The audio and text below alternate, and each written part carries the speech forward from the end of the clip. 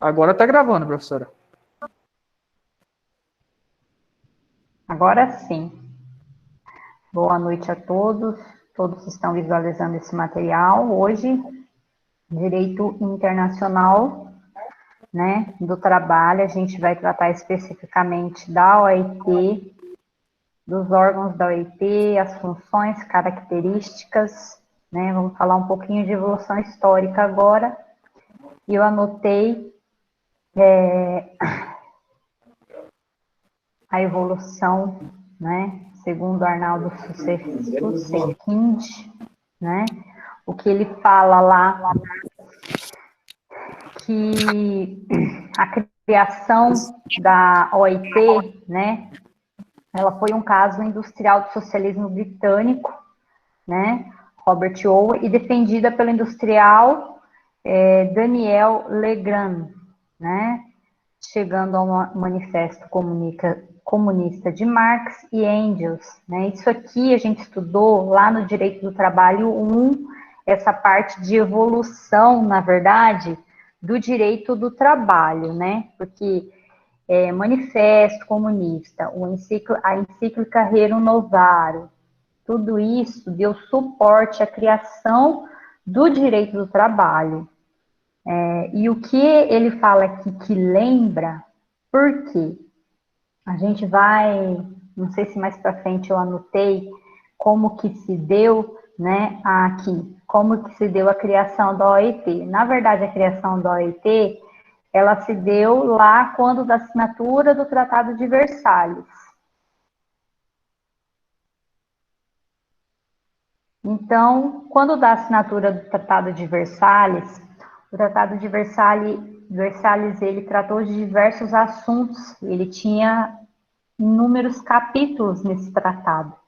E um dos tratados era especificamente referente à legislação do trabalho, que se criaria uma organização internacional que regiria ou que iria impor condições mínimas, né, de relação de trabalho. Então vamos lá, já aceitei 3 seguidos. Então, no início do ano, né, em 1919, quando estava se encerrando, né, a Primeira Guerra Mundial, eles fizeram uma conferência de paz, e essa conferência de paz foi, né, através da Constituição do Tratado de Versalhes. Então, lá na parte, no capítulo 13º do Tratado de Versalhes, ele surgiu, na verdade, ele criou a OIT, né, uma organização tripartite. E o que seria essa organização tripartite? Uma organização internacional que não tem somente a participação do Estado, tá? Então, no caso, a OIT, ela é a única organização internacional que ela tem participação de pessoas que não são o Estado. Por exemplo, a OIT, ela tem o Estado, ela tem representante dos trabalhadores e ela tem representante dos empregadores nas suas decisões, tá? Então, a primeira reunião da Conferência Internacional do Trabalho, ela ocorreu em 29 de outubro de 1919 em Washington, nos Estados Unidos, em que foram aprovadas as primeiras convenções internacionais relacionadas às horas de trabalho na indústria, desemprego, proteção da maternidade, ao trabalho noturno das mulheres, a idade mínima para o trabalho noturno, né, dos menores na indústria. Em 1920, a OIT foi transferida para a cidade de Genebra, onde se encontra até a presente data. Então, essa primeira reunião, ela tratou de temas específicos que hoje elas estão na Constituição da OIT, ou seja, que impôs condições mínimas de trabalho, que os países que participassem dessa organização, eles têm o dever de cumprir essas regras estabelecidas nessa primeira conferência, nessa primeira convenção internacional da OIT. Então, em 1919, ela foi criada, né, como parte do Tratado de Versalhes, em decorrência do fim da Primeira Guerra Mundial. Então, olha a trajetória da OIT. É um órgão muito importante. Por quê? Porque ela unifica, né, os direitos dos trabalhadores em todo o mundo. Então, é claro que existem países que nem fazem parte da OIT. Então, são países que têm, no seu âmbito trabalhista, não existe regras tão rígidas, por exemplo, quanto os países que aderiram às convenções da OIT, porque a convenção da OIT, ela traz inúmeras regras sobre inúmeras profissões, né, e tenta unificar a legislação no mundo todo. Só que, é claro, cada país, com base na sua cultura, no seu clima, na sua gente, ele vai fixar normas específicas internas, tá? Mas o único objetivo aqui, quando do Tratado de Versalhes, no fim da Primeira Guerra Mundial, a criação da OIT, foi com esse objetivo, promover a justiça social, né? Então, a OIT, ela ganhou o Prêmio Nobel da Paz em 1969 e ela é a única agência das Nações Unidas que tem essa estrutura tripartite. Então, a estrutura tripartite é governo, empregadores e trabalhadores. Atualmente são 183 Estados-membros que participam em situação de igualdade, né, nas diversas instâncias da organização. Então, nós temos ainda muitos países que não fazem parte da OIT, porque muitos dos seus tratados e convenções, eles têm efeito vinculante, né? Vinculante, às vezes, por exemplo, tem países que não ratificam uma determinada convenção, né? Só que ele também não pode desrespeitar, né, ao ponto de ferir, por exemplo, o ponto central daquela convenção. Então, por exemplo, o nosso país não ratificou a Convenção 87 da OIT, né, que trata da liberdade sindical plena. Então, em decorrência disso, não é porque o Brasil não ratificou que ele não vai dar o direito aos trabalhadores de sindicalização e de formação de sindicato. Às vezes, uma determinada convenção, ela só não se adequa, né, totalmente ao sistema interno de um país.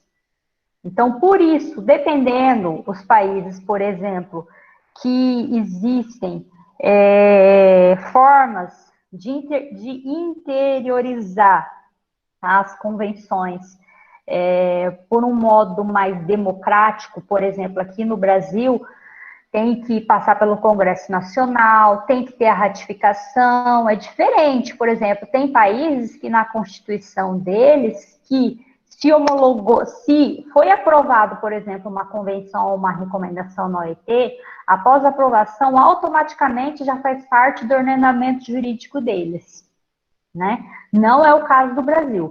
O Brasil já tem um processo diferenciado. Ele pode ratificar ou não determinada convenção. Então, olha lá, em 1969, né, ano em que comemorava seu 50º aniversário, a OIT recebeu o Prêmio Nobel da Paz, né, o cinquentenário. Então, a apresentar o prestigioso prêmio, o presidente do comitê do Prêmio Nobel ressaltou que a OIT tem uma influência perpétua sobre a legislação de todos os países e deve ser considerada a consciência social da humanidade. Então, olha a importância dessa organização internacional, né? Essa organização internacional que tenta unificar a legislação do trabalho em todo o mundo. Ou seja, porque o trabalho, né, realizado pelo ser humano, ele é de forma igual em todo mundo. né? Em todo mundo tem que ter uma limitação de jornada, tem que ter respeito a determinadas situações do trabalhador, por exemplo, quando ele está doente, a mulher quando ela está gestante.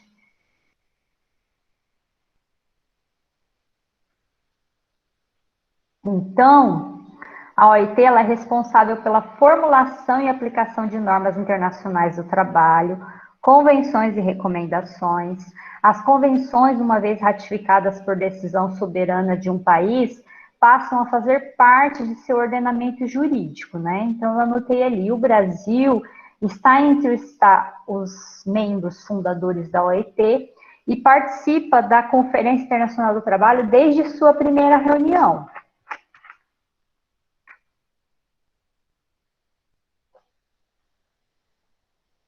Então, seguindo aqui na evolução histórica, a primeira Conferência Internacional do Trabalho foi realizada lá em 1919. Então, a OIT adotou 6 convenções. A primeira delas respondia a uma das principais reivindicações do movimento sindical operário no final do século XIX e começo do século XX, que era a limitação da jornada de trabalho a 8 horas diárias e 48 horas semanais, a proteção à maternidade, a luta contra o desemprego, definição da idade mínima de 14 anos para o trabalho na indústria, proibição de trabalho noturno de mulheres e menores de 18 anos, né? Então, olha aí, ó, principal tema, né, da Conferência Internacional do Trabalho lá em 1919, era o quê? A limitação da jornada. Essa, né, era uma das grandes questões que levou o trabalhador a reivindicar seus direitos. Por quê? As indústrias, principalmente lá na Europa, as pessoas trabalhavam 16 horas, né? A regra, 16 horas por dia. Então, é uma situação desumana. Então, necessitou do Estado intervir a ponto de criar o que? Uma organização internacional para que fosse limitada a jornada diária do trabalhador. Por quê? Porque ele necessita de um descanso entre uma jornada e outra, porque também, né, precisa manter sua saúde. 1920, na sede da OIT, foi estabelecida em Genebra, na Suíça, né, com Albert Thomas como seu primeiro diretor-geral.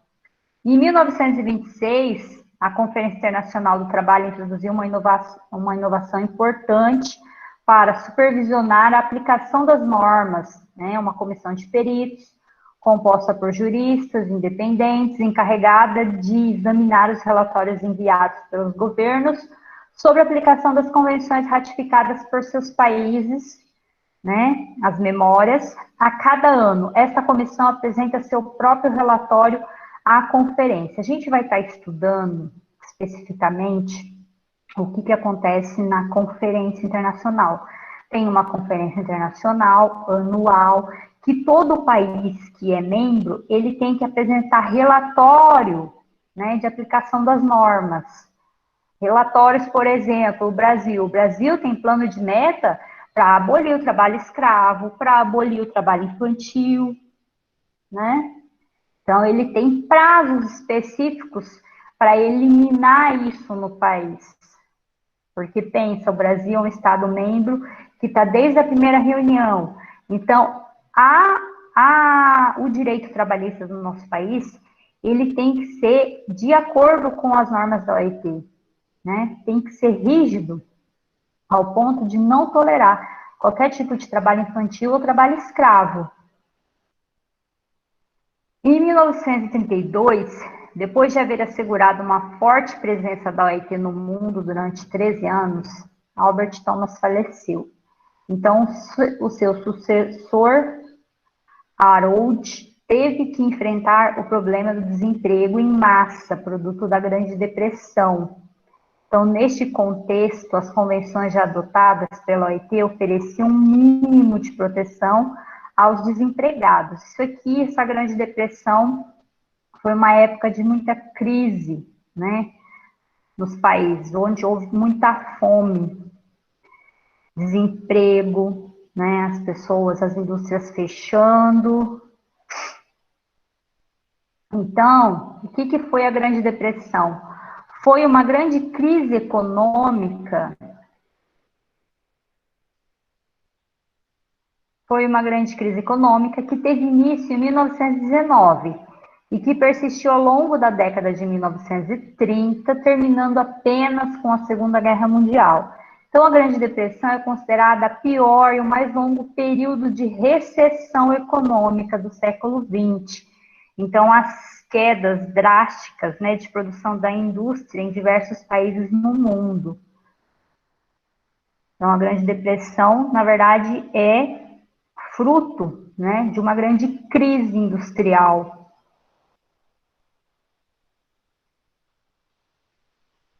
Então, eu coloquei aqui essa foto, que é muito famosa, né, que ela retrata a Grande Depressão. Então, na foto, essa foto ela é chamada de Mãe Migrante, né, uma das fotos dos Estados Unidos mais famosas da década de 1930, mostrando Florence, né, mãe de 7 crianças, 32 anos de idade, em Nipono, Califórnia, em 1936, em busca de um emprego ou ajuda social para sustentar sua família. Então, na sequência, após a Grande Depressão, nós tivemos a Declaração da Filadélfia, que reafirmou o princípio de que a paz permanente só pode estar baseada na justiça social e estabeleceu 4 ideias fundamentais que prevalecem até hoje, tá? Que o trabalho deve ser fonte de dignidade, que o trabalho não é uma mercadoria, que a pobreza em qualquer lugar é uma ameaça à prosperidade de todos e que todos os seres humanos têm o direito de perseguir o seu bem-estar material em condições de liberdade, dignidade, segurança econômica e igualdade de oportunidades. Então, de regra, né, isso aqui, ele é baseado no princípio básico da dignidade da pessoa humana. Então, a justiça social, ela se faz com respeito à dignidade da pessoa humana, primeiro, né, por respeitar aquela pessoa, a pessoa física que presta os serviços, né? Então, o trabalho ele não é mercadoria. O trabalho, ele advém de um ser humano e deve ser digno, né? Então, é claro, a pobreza, o desemprego, ele é uma ameaça, sim, à prosperidade de todo o país. E por isso, por exemplo, que no nosso país nós temos inúmeras formas, né, de assistência ao desemprego. Por exemplo, no nosso país nós temos seguro-desemprego. Não são todos os países que têm seguro-desemprego, né? Então, durante a Segunda Guerra Mundial, em 1944, os delegados da Conferência Internacional do Trabalho adotaram a Declaração da Filadélfia, que, como anexo à Constituição da OIT, até hoje, ela constitui carta de princípios e objetivos, né, da organização, além de ter servido como referência para a adoção das Cartas das Nações Unidas e Declaração Universal dos Direitos Humanos. Então, a importância da Declaração da Filadélfia. Por seguinte, né, o chileno Juan Tomarvia, que havia assumido o posto de diretor-geral da OIT em 1999, enfatizou a importância de fazer o trabalho decente um objetivo internacional, né, do trabalho decente um objetivo internacional estratégico e promover uma globalização justa.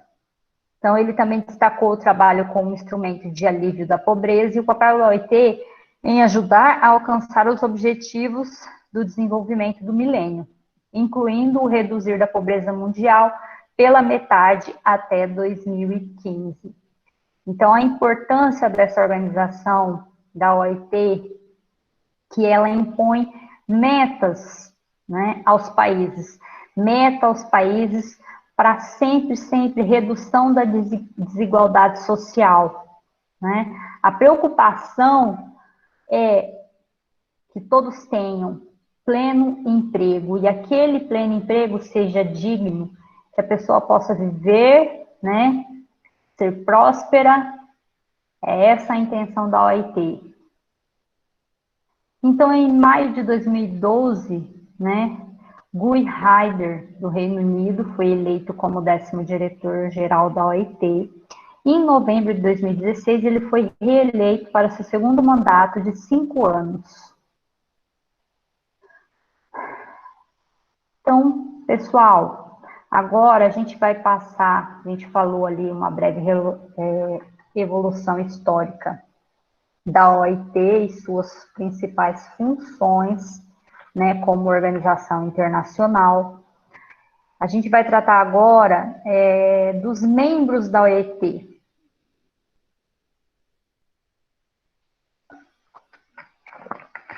Então, o artigo 1º, parágrafo único da OIT, ela estabelece, né, quais são os Estados-membros, né, os possíveis Estados-membros. Então, os Estados-membros já participantes da OIT até 1º de novembro de 1945. Então, vamos lá. Então, os membros que já estavam participando da OIT até 1945, eles são membros da OIT. Não precisava passar por nenhum tipo de, né, aprovação para adentrar a organização. Então, por exemplo, o Brasil, ele já era Estado-membro lá em 1945. Por quê? Porque lá em 1919, quando da primeira reunião, ele já participou como membro, tá? Né? Por seguinte, os Estados-membros das Nações Unidas e os que vierem a ser, desde que comuniquem ao diretor-geral da Repartição Internacional do Trabalho, que aceitarem integralmente as obrigações originárias da Constituição da OIT. Então, esse segundo tópico aqui de membros, então nós temos os primeiros membros que participavam como membros da da OIT até 1945, e também podem ser membros aqueles estados que sejam membros das Nações Unidas e que aceitem integralmente as obrigações originárias da Constituição da OIT. Tá? Então, vamos lá. Por outro lado, o Estado ao qual foi conferida a qualidade de Estado-membro pela Conferência Internacional de Trabalho, segundo o critério de votação, sujeito a um quórum de 2/3 dos delegados, né, da conferência, entre os quais 2/3 dos delegados os representantes do governo, neste último caso, da mesma forma que anterior, a admissão de novo membro somente se tornará efetiva quando ele houver comunicado formalmente sua aceitação por completo das obrigações decorrentes da OIT.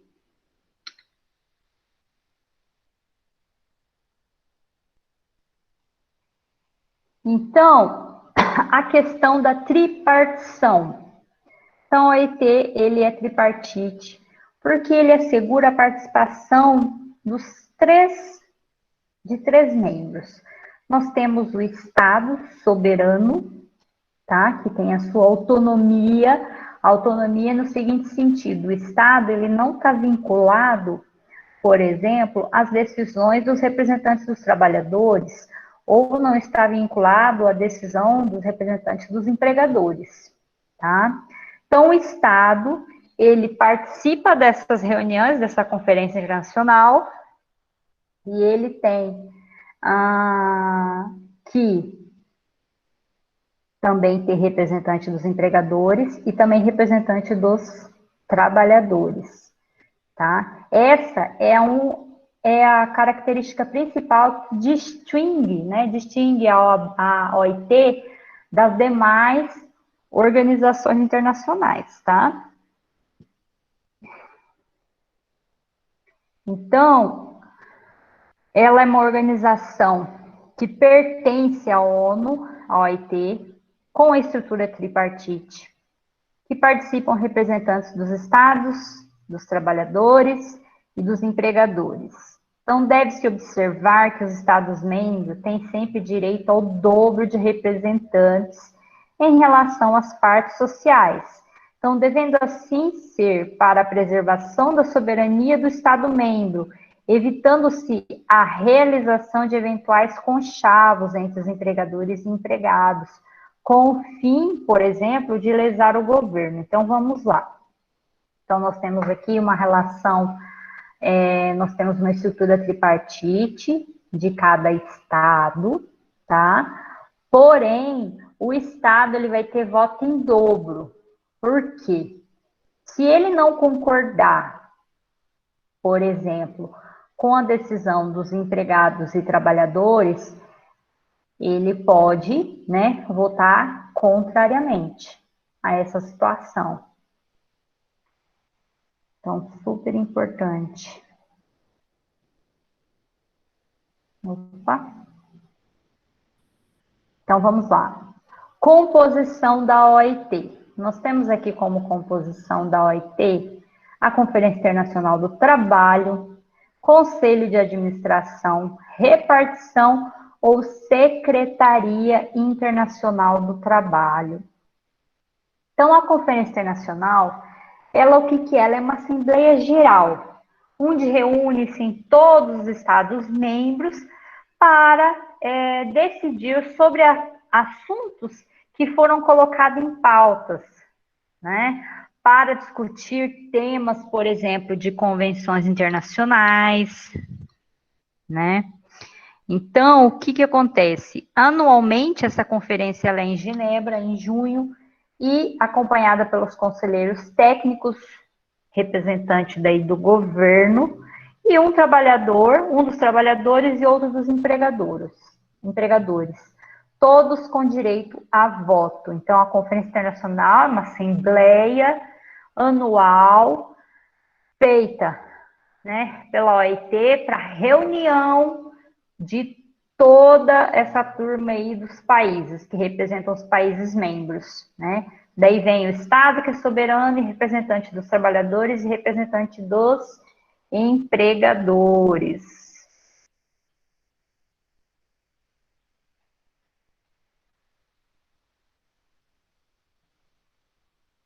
Então, na Conferência Internacional, na sequência, um ministro do Estado responsável pelos assuntos trabalhistas em cada país pode assistir à conferência e intervir nos debates, né? Cada um dos delegados tem o total de independência de voto, podendo votar em sentido contrário ao governo de seus países, assim como outros delegados. Então, nós temos, por exemplo, 4 representantes de cada país, 2 que são do governo, um dos empregadores e um dos trabalhadores.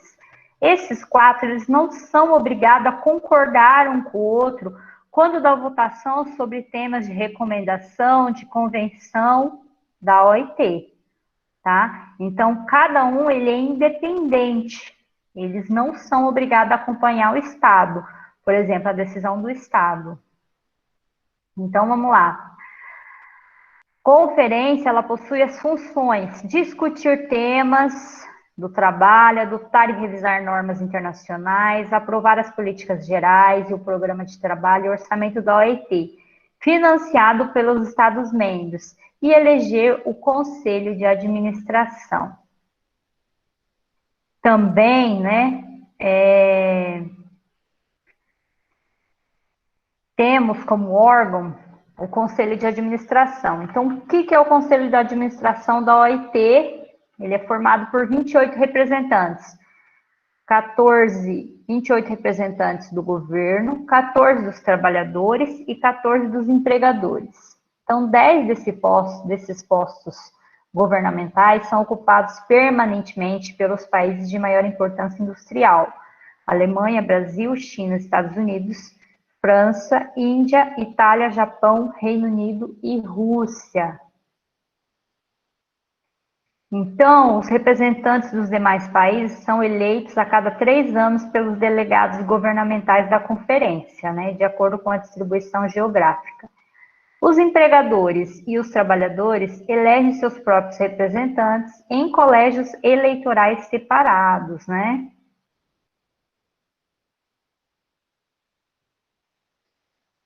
Então, qual que é ali a função do Conselho de Administração?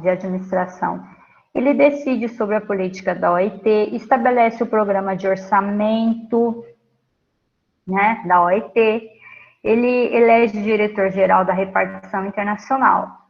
Então, estão aí as funções do Conselho da Administração. Repartição e Secretaria Internacional. Então, a Secretaria da OIT, ela é um órgão permanente no qual se concentra a maioria das atividades de administração voltadas para a realização dos objetivos estratégicos da OIT. Ele é dirigido pelo Conselho de Administração, que elege periodicamente o seu diretor-geral.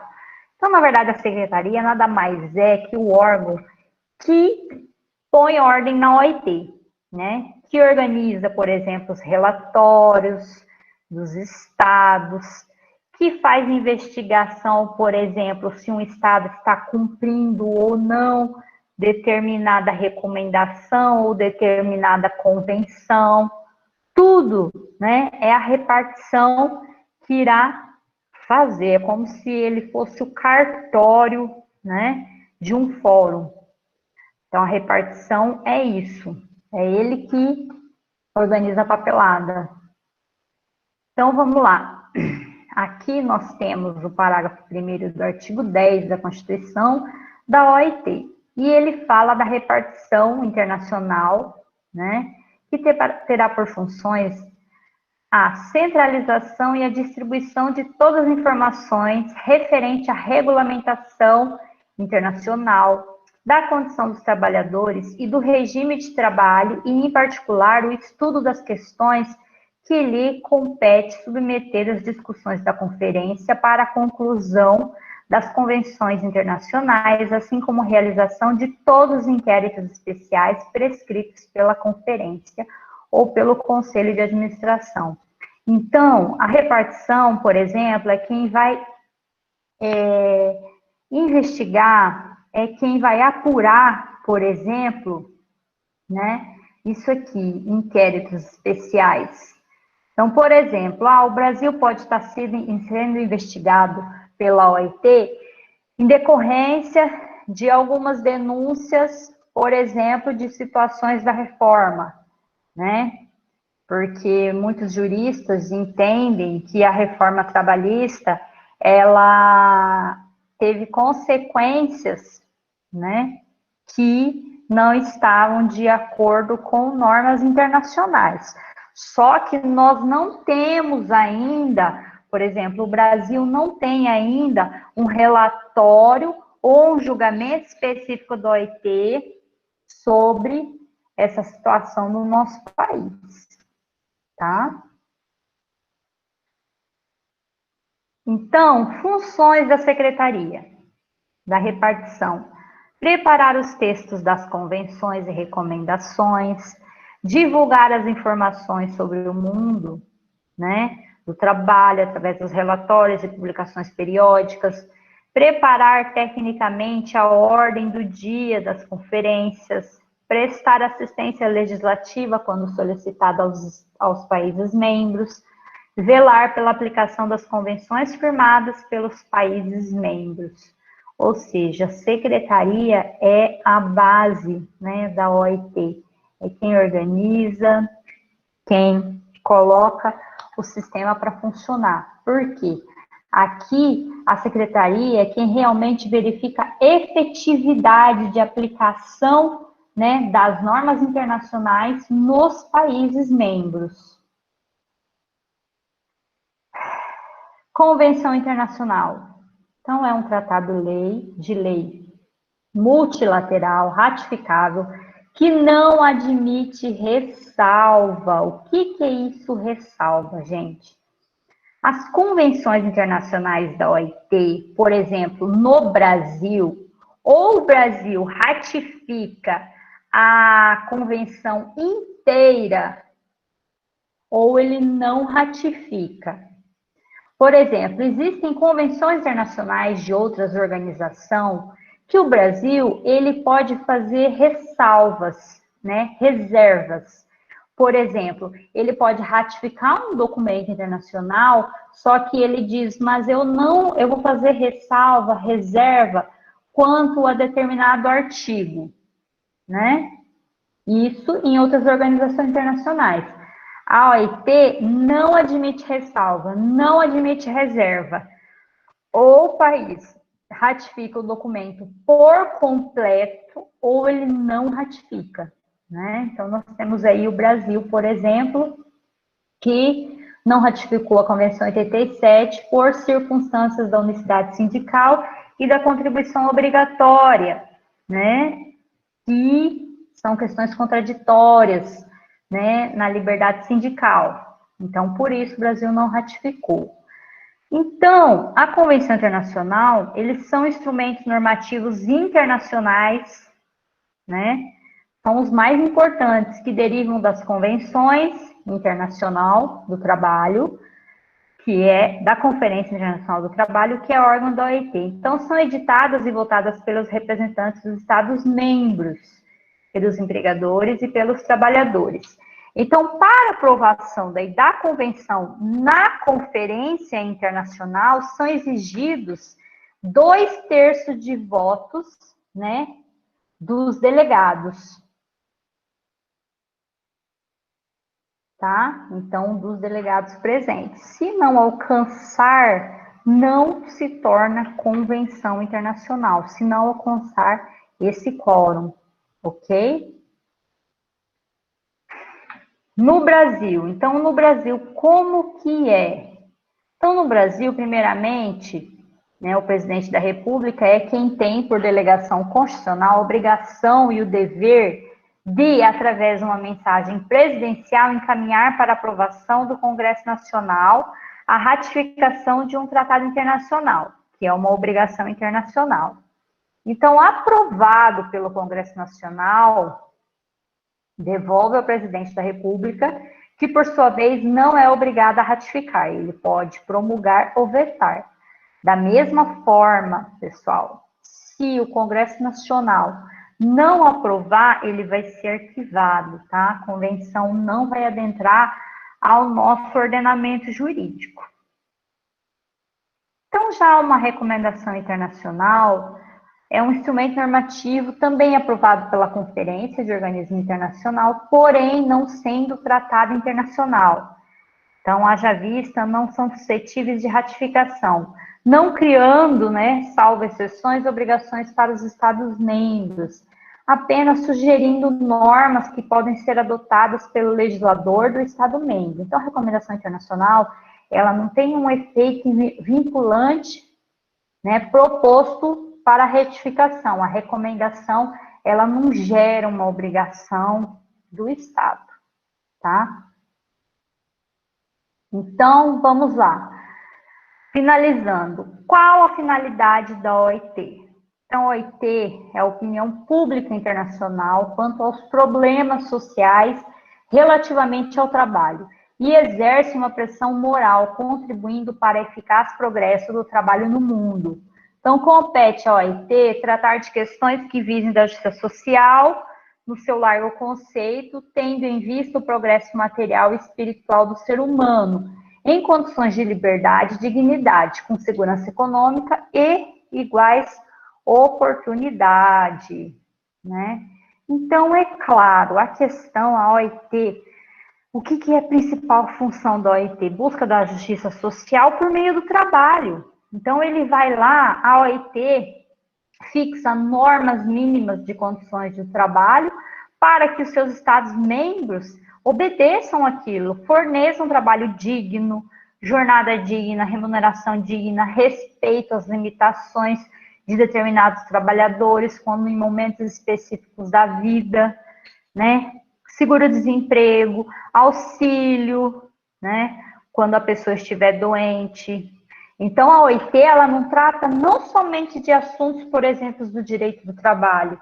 A OIT, ela também trata de assuntos de direito previdenciário, que são de garantias sociais a todos os trabalhadores, principalmente naquele momento onde ele está em risco social, tá? Então, a OIT, ela tem como principal função, né, justiça social, igualdade de trabalho, né, trabalho digno, respeito à dignidade da pessoa humana quando ela presta, né, quando ela entrega a sua mão de obra a um determinado empregador.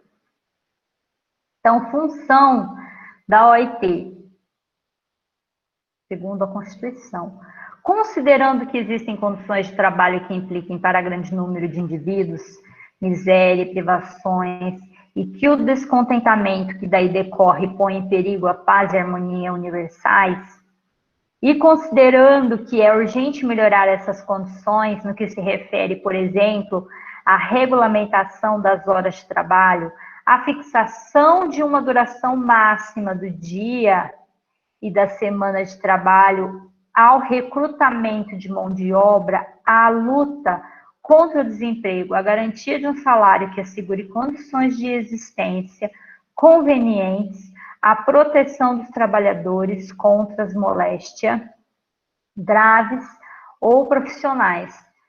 E os acidentes do trabalho, olha aqui, né? Então, o tema, ó, quando ele começa aqui, proteção dos trabalhadores contra moléstias graves ou profissionais, acidentes do trabalho, isso aqui já se remete a direito previdenciário, tá? E a proteção das crianças, dos adolescentes e das mulheres, as pensões de velhice, ó, direito previdenciário, a defesa dos interesses dos trabalhadores, empregados no estrangeiro, a afirmação do princípio para igual trabalho, mesmo salário, e a afirmação do princípio da liberdade sindical, a organização do ensino profissional e técnico e outras medidas análogas. Então, função da OIT é isso, né?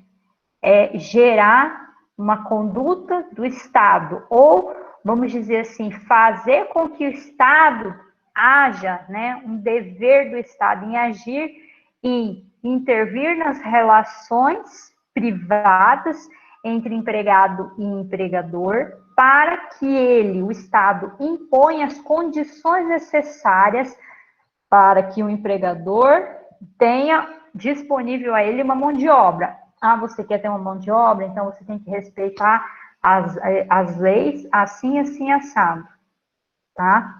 É essa a função do OIT. E, claro, unificar a norma, né, em todo o mundo, a norma do trabalho e norma previdenciária, que tratam de riscos sociais. Então, pessoal, a gente finaliza aqui essa parte da OIT, tá? Aqui ao final, sempre, quem é aluno meu sabe, que a gente fazia seminário das convenções internacionais mais importantes da OIT, né? E que esse semestre, em decorrência dessa situação, a gente não vai tratar especificamente dessas convenções, né? Então, é isso. Alguém tem alguma dúvida?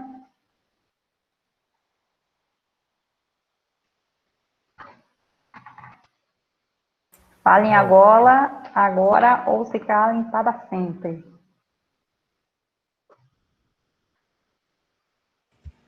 Prof, tem data marcada para a PF? Hã? Tem data marcada para a PF já, da senhora? Então, na verdade, já tem uma. É assim, eu tenho que pegar lá o calendário, porque foi feito um memorando da universidade a respeito disso. Tá no e-mail. Então, eu tenho que pegar isso e baixar esse memorando. Tá? Daí depois eu Ok. publico uma notícia lá para vocês a respeito desse tema. Tá bom? Ok. Mais alguém? Eu. Oi, pode falar.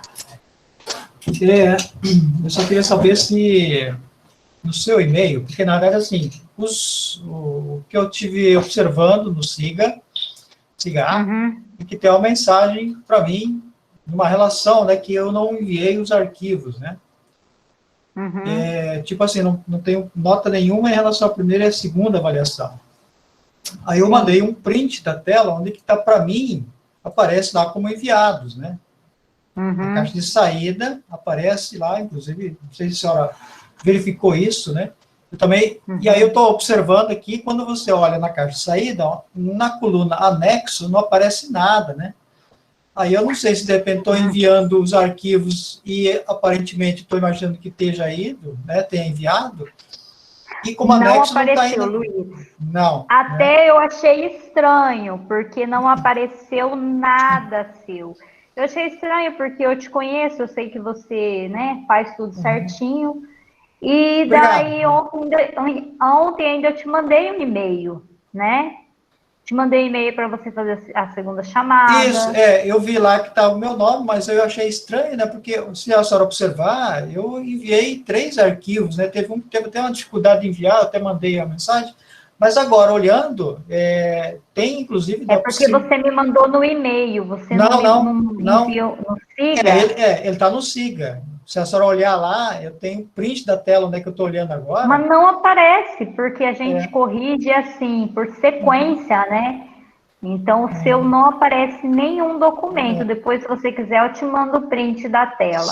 Sim. Mas me manda um e-mail esclarecendo isso, que eu vou verificar a sua situação, tá? Porque, às vezes, é a forma de lançamento que você está fazendo no Siga que eu não estou recebendo os documentos, tá?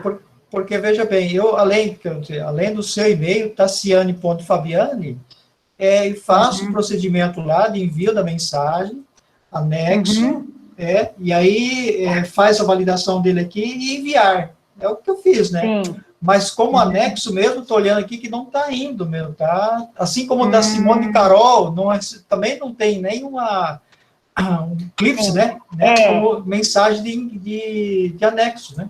Agora, eu não sei o que eu faço, porque eu já tentei mandar agora